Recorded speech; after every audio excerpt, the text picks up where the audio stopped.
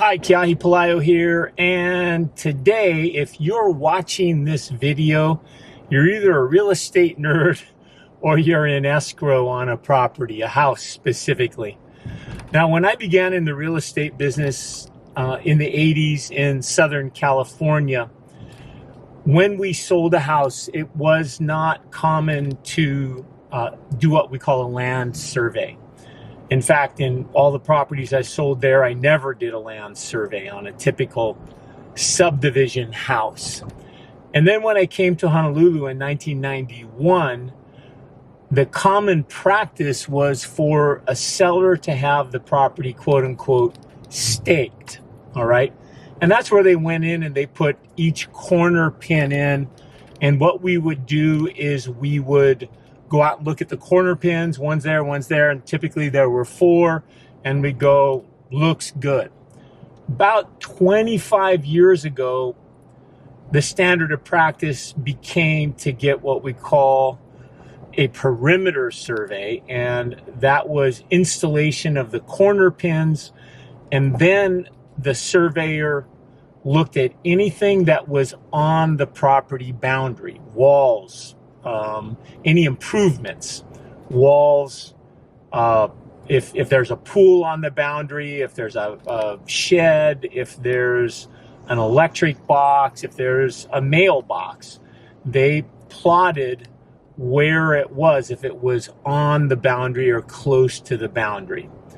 And what that did is that created a bunch of problems, because if at that time when we first started doing it, if we had a 1-inch encroachment, the neighbor's wall was coming across the property line by 1 inch, we would then go out and have to get what we call an encroachment agreement, and it cost somebody a lot of money, typically the seller.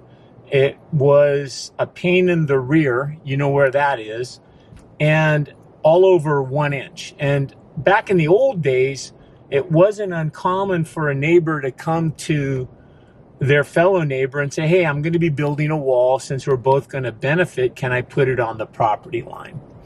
And they did, but they didn't get what they call a wall agreement, which you would get today. And for sure, because of technology at the time, the corner pins and the property line may be accurate and it may not. So flash forward with satellites, with lasers, with all of the different tools that have changed, surveys have become much, much more accurate. And when we had a situation in the past that may have worked under the old technology, but now we've got an encroachment that's hindering the value or hindering the closing of a property. So what we did was we had to then move forward, in our legislature passed a law, and they created something called a de minimis encroachment. Fancy language to say de minimis, not important, or it's minimal, all right? So under the law, if an encroachment is de minimis, then it can be up to 6 inches over the property line, and it's not relevant. That doesn't supersede the contract, however. If the contract says that if there's an encroachment, the seller's to get an encroachment agreement, then the seller's required to do it if it's a 1/2 inch, all right? You want to pay attention to those things if you're a seller.